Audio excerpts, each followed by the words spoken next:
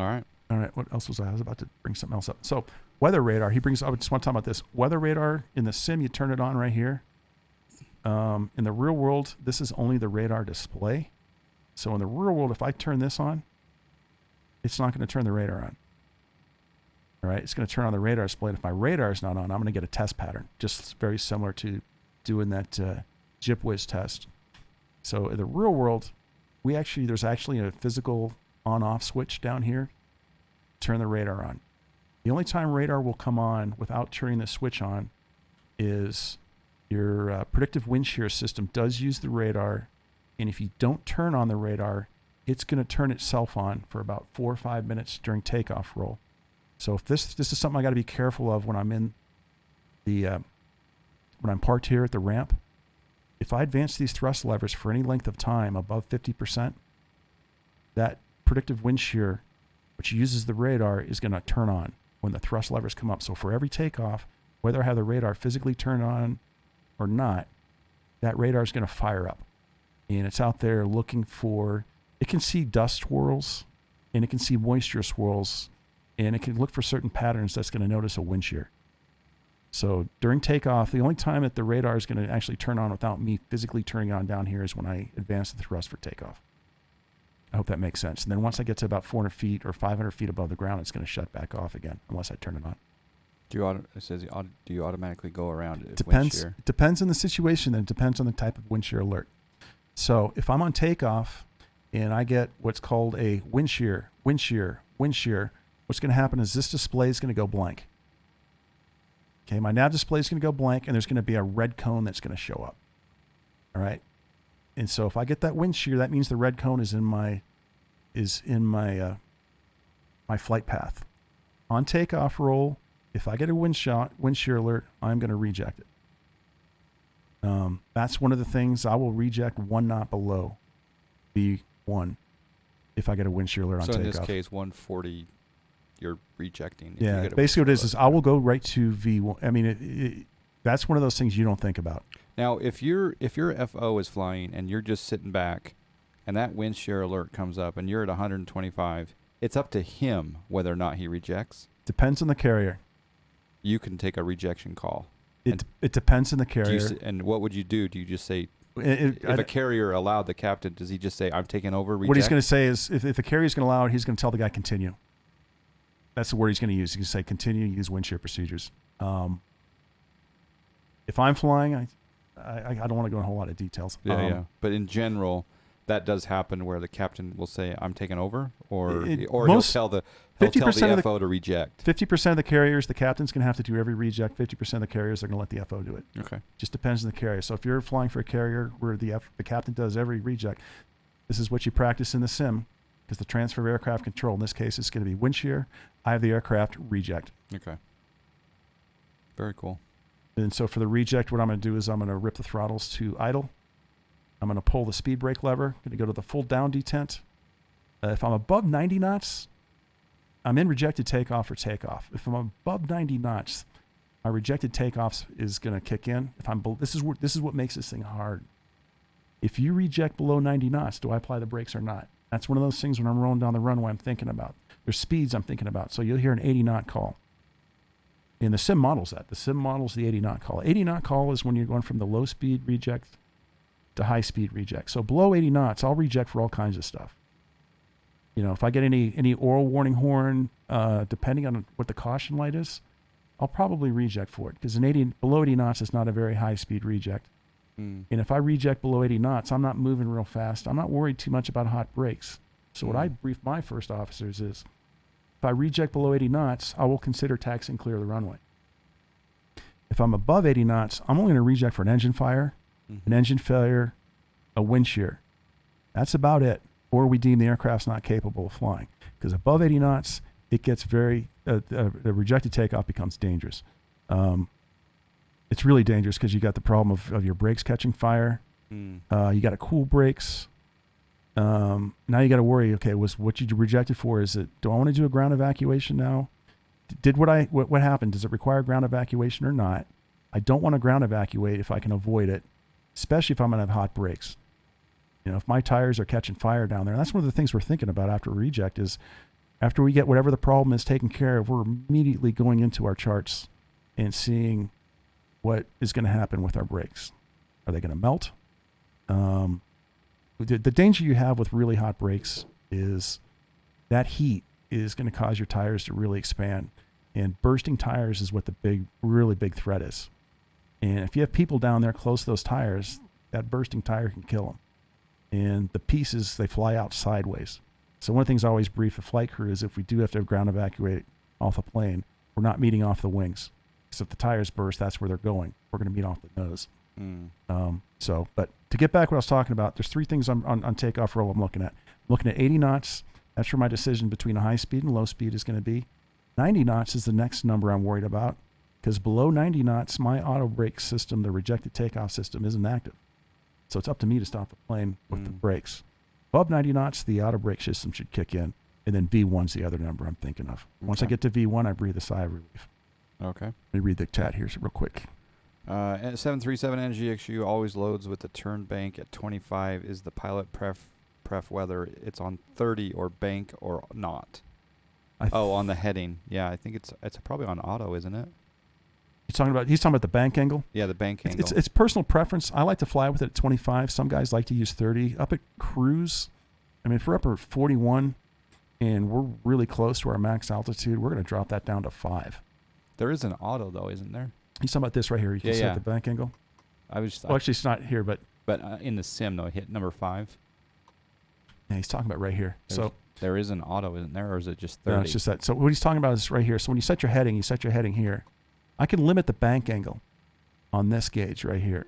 Let's see if I can get the turn. Yeah. So this is limited to 10 degrees. Up at cruise, at a high cruise, up around above 39, 40, 41, we may set this to 10. This is, 15, there's 20, 25, and 30. I personally like 25. 25 is a good number. The problem you get with 30 is a lot of times the plane, even though you have it set at 30, when it's trying to do like a turn, it's usually on a departure procedure. It may take it to 40, 45. And at 45 degrees of bank, you're starting to get bank angle warnings and stuff. So me personally, sometimes the autopilot doesn't do the best job of maintaining this.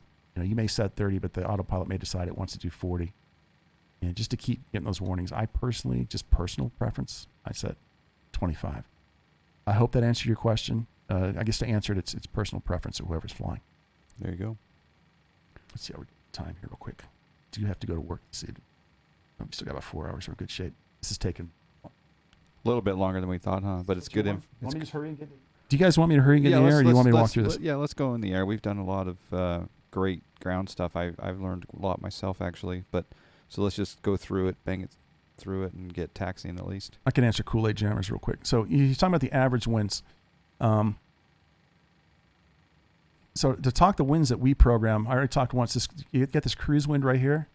This is the top of climb wind. So this is the first wind you're going to see. If you want to go down and actually program in the winds, you go to the legs page.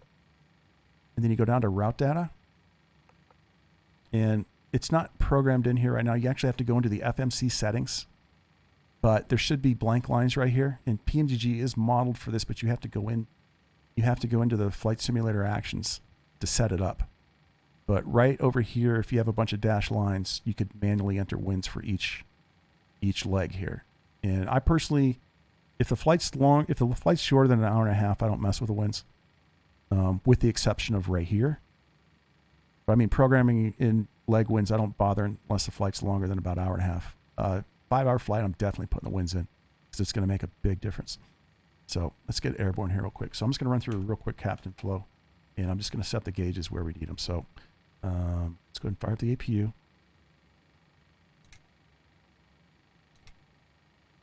By the way, everything I've been talking to, this is the first 8 minutes of the flight. Fire up the APU. And by the way, if you want to cycle to the lower at pedestal 3, 3 will get you there. If you want to, lights at this point, what the FO is going to have on, he's going to be hit 3 just to zoom in for the screen. There we go. And he's going to have the wheel well light on at this point. So at this point, I'm not going to run through all the stuff that I would normally do. I'm just going to speed through this. Just want to make sure these are set correctly. Oh, damper, don't forget that. This one kicks off a lot. This is magnetically held. A lot of times when you change from ground power to APU power, that power surge is enough to kick this thing off. So a lot of times when you're taxing out, you'll get a master caution light. 90% of the time, it's because this thing kicked off on you. And I also noticed that yaw damper doesn't go blank until your IRS is aligned, which I found interesting. Okay, probe heat coming on. Or sorry, window heat, probe heat not on. And there you go, guys. A, hydraulics off, B's on. That's the snack air SOP. And but why is that, John? It has to do with safety for the tug driver and the pin remover, whatever his title is. Yeah, the AP, the nose wheel steering is powered off the A hydraulic system. And if you power this thing up and the nose wheel's not centered just right, and they don't have that bypass pin in, snap, you're going to be throwing 3,000 pounds of PSI to that tow bar and can throw the tug. The tow bars do have a break point. They're designed to shear. If you break one, which I've seen happen once, fortunately I was the FO, it gets your attention because it's really noisy. So let's put the APU on the buses. Everything's set. Let's go remove. Actually, let's make sure chock. So I didn't do a fire warning test. I'm not going to mess with that. I know it's going to work. So parking brake needs to be set. Let's remove the chocks.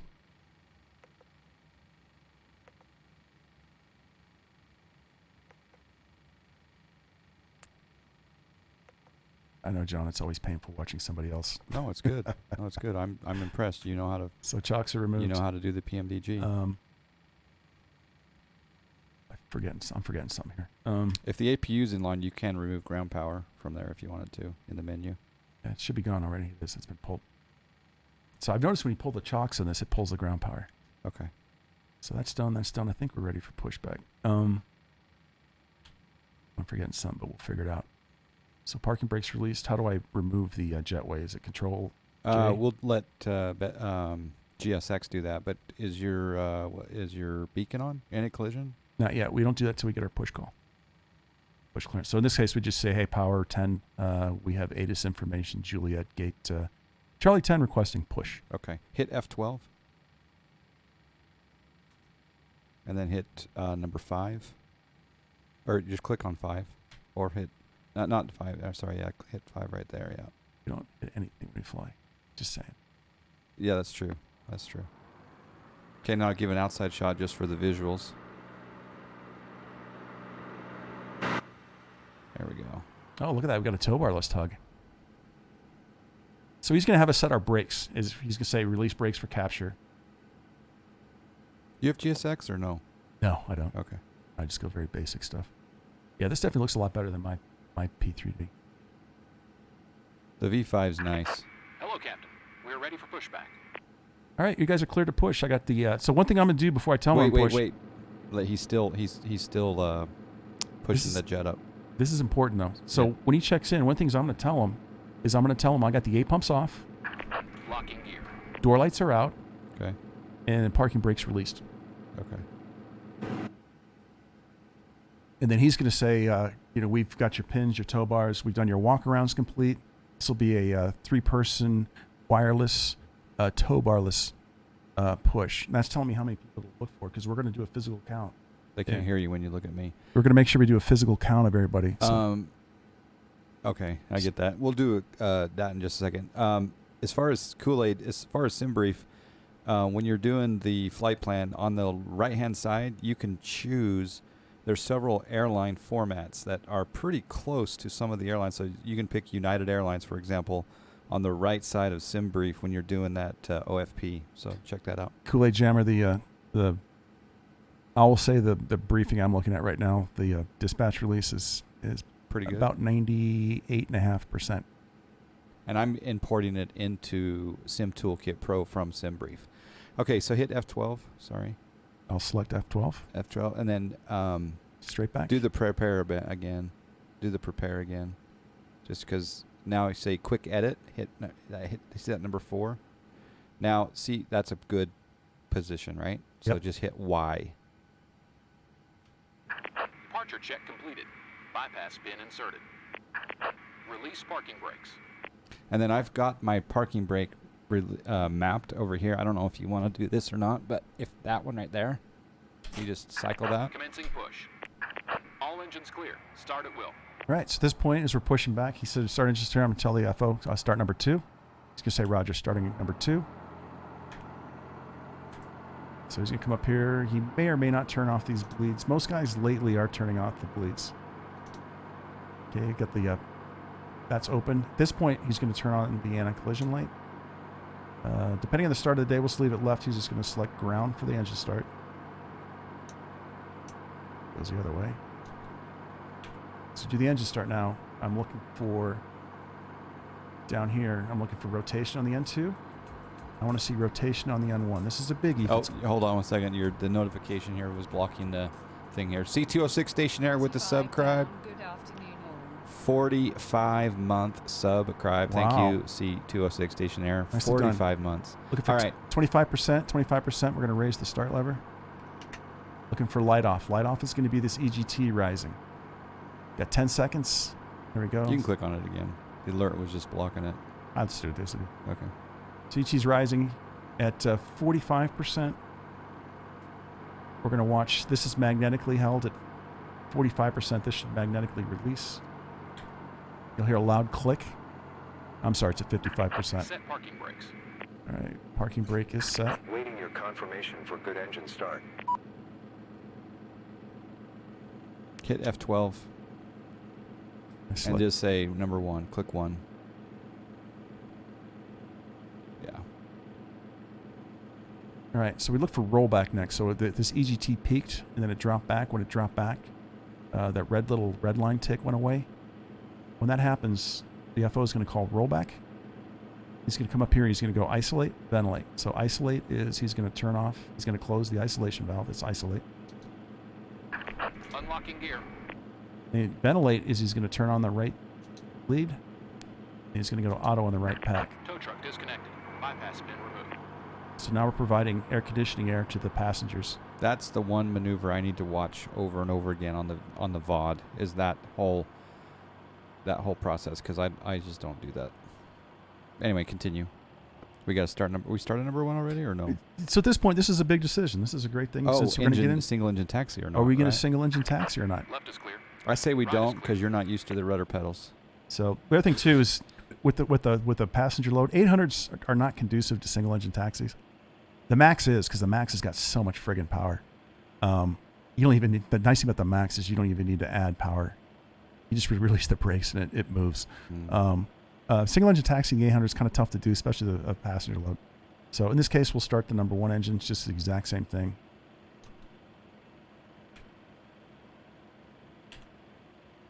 So again, we're just looking for 25% on this N2. The engines rarely start this quickly. A lot of times they kind of hang up around 22, 23% just because these starters are old. But as long as you get to 20, you've got everything you need. So the min is 20. We like to get 25 for light off, which is EGT rise. I'm counting to 10. Doesn't light off before 10. I'm going to start the start. There's light off. Look up here for the magnetic release. Again, it's 45%. It's not 50. So we'll watch this thing to magnetically release.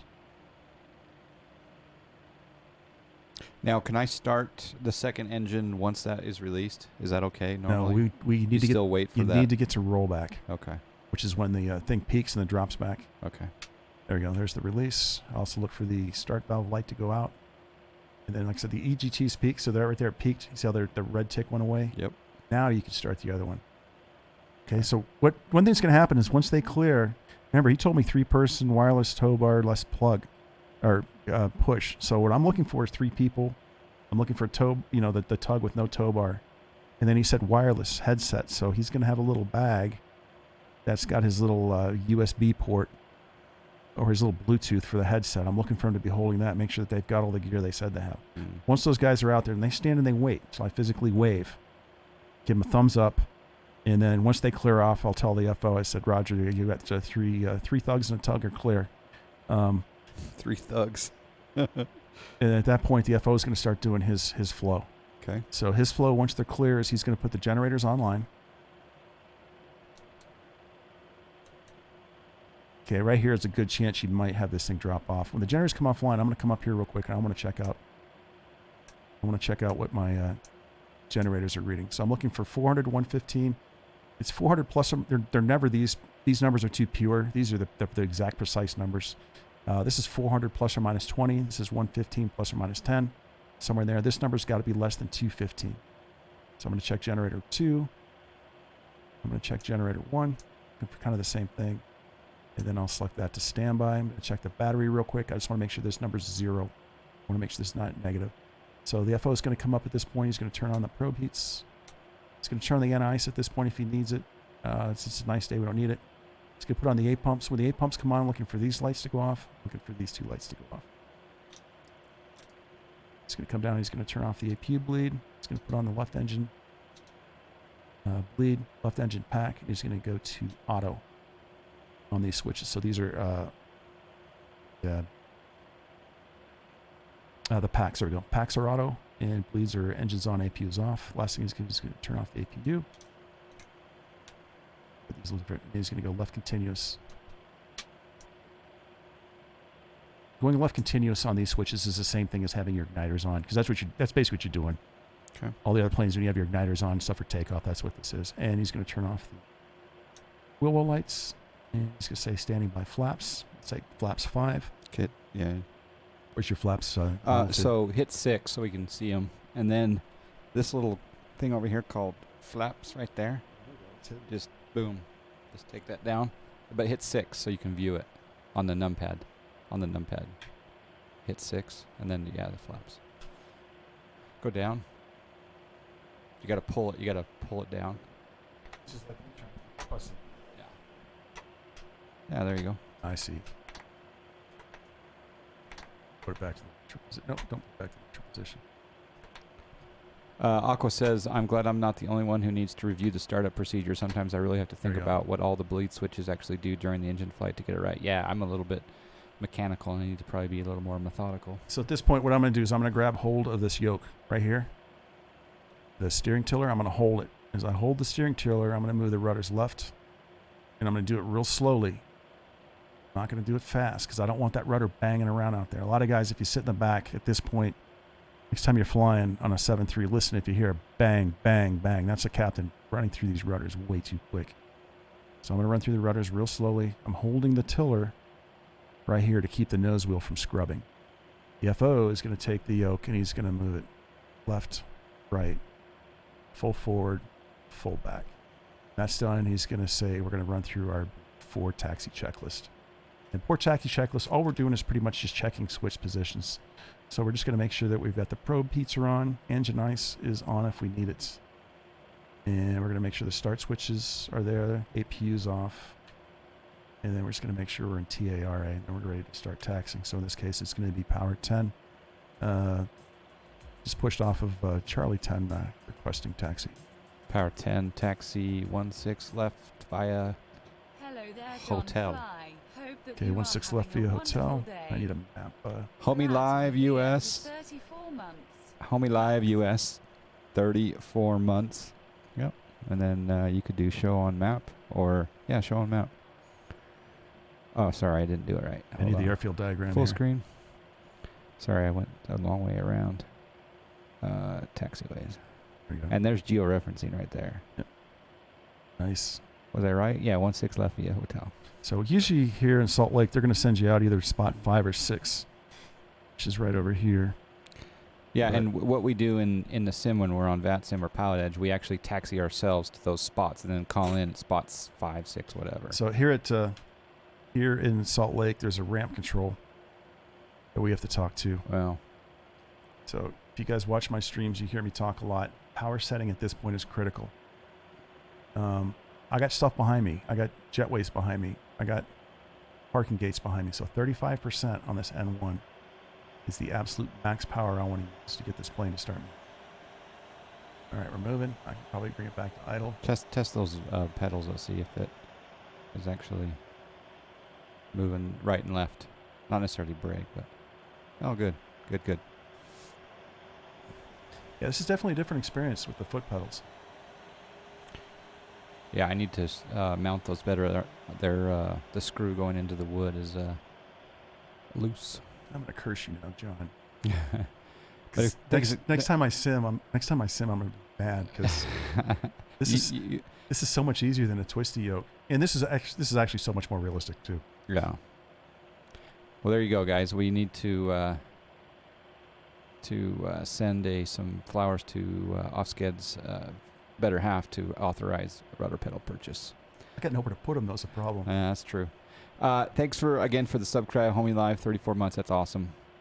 And yeah, I'm excited. So here, if you wanted to, we can do an outside shot just for some. I just want to talk about something else real quick. Okay, go ahead. So, if you guys, real world, this hinge right here on this windshield wiper. In the real world, this is a really nice reference. You drag this over this center line, Oh yeah, that is. and handy. you're pretty much on it. Now, in PMDG, it's between these two switches. So PMDG, if you want to be on the center line, put it between the fire warning and the master caution. But in the real jet, it's this hinge right here. Okay, don't get too far from the mic. There we go. You don't have to lean into it, but yeah, that's cool. I'm gonna use I was that. getting the habit of kissing the mic. You sound good. Kiss the mic. So Let's go outside. So like you said. hit 4. I want to see how high are you on that view. Just hit the numpad 4. Yeah. Okay. Is that okay? So 'Cause you were yeah in the real world, what I'm looking for is I want to just see this glare shield right here. yeah. I want to just see the top of it. Oops. In the real world, I want to see just the top of it. And what I really use is the HUD. Yeah. I'll pop the HUD down and I'll see how well I can see the HUD. And I use the HUD to judge my height. This isn't too hard to set that. And then I use a fist.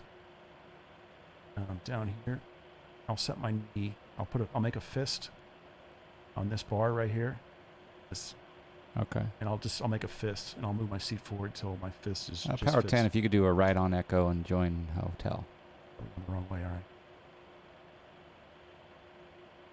It's the bad thing about talking and streaming. Is, It is. It's a multitasking awesomeness. Huh?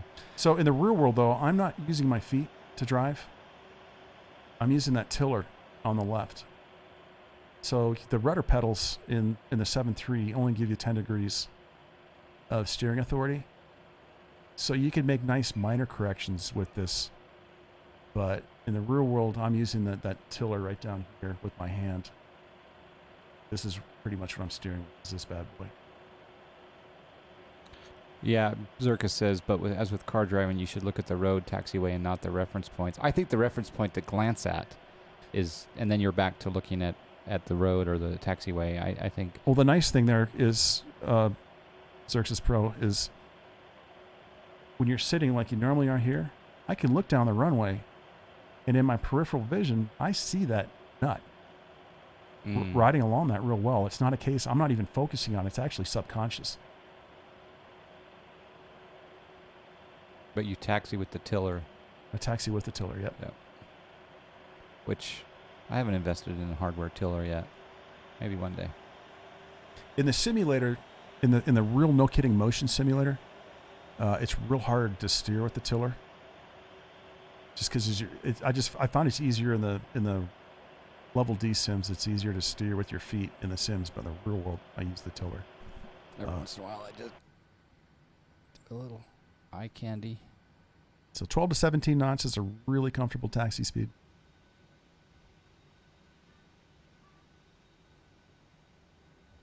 And then every once in a while, hit J.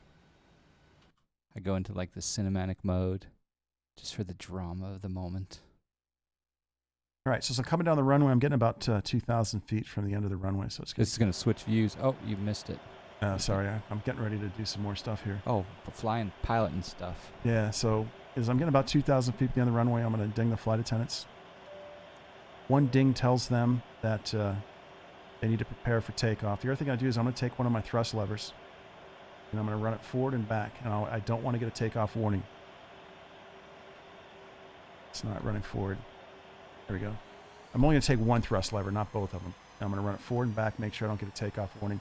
The other thing I do is I'm going to go down to my progress page. I'm going to check my fuel against my flight plan. So, John, I'm looking at this number right. I'm probably about to.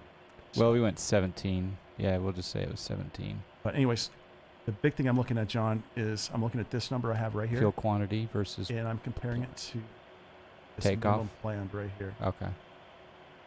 So, oh, there's so much gas. For You such might a be short going to the flight. grass. Quite. So we may need to add gas on this just because. We're fine. We got plenty of fuel. And at this point, we'll run through a before takeoff checklist. So a couple things we're going to check.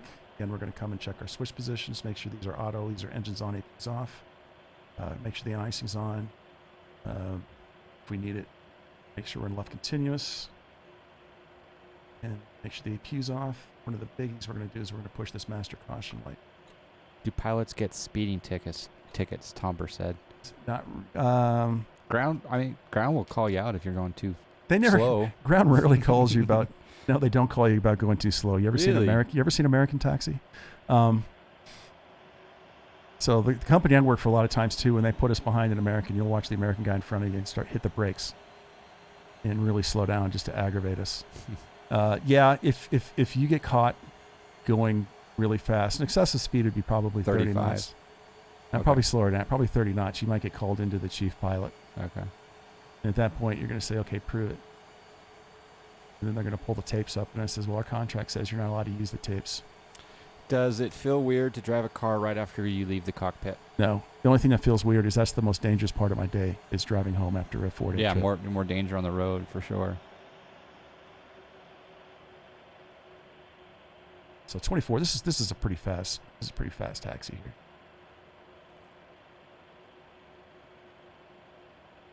All right. So one of the things I forgot to do is let's make sure we get these flight directors turned on.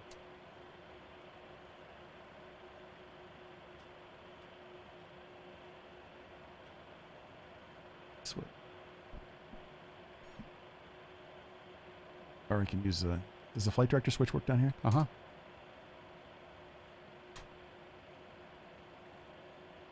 I gotta get in the habit of using this thing. All right. Turn on the auto throttles.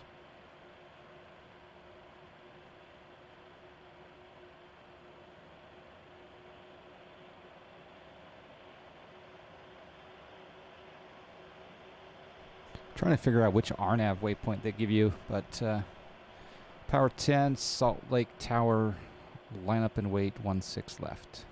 All right. So what I'm going to select is I'm going to select LNAV, VNAV path. And so he cleared us to line up and wait. And what I didn't do, now the taxi light's optional during the day, but I usually try to have it on just to let ground traffic know.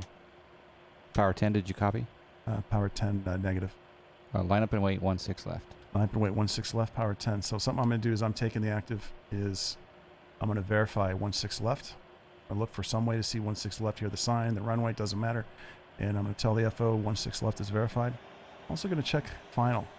And I'm going to say final is cleared.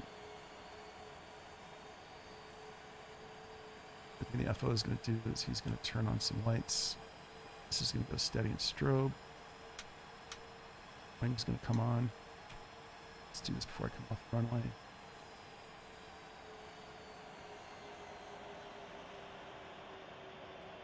Yeah, I'm not used to these brakes. No, it's not a co-op. It kind of sort of is. So basically, off-schedule descent is flying, and then John is kind of behind me, just offering tips and pointers on sim setup. Life and politics. All right, we ready to go? I think so. All right, cool. Power 10, Salt Lake Tower, RNAV, Gitlin, 16 left, cleared for takeoff. Wind, 164 at 2. All right, clear for takeoff, 16 left, power 10.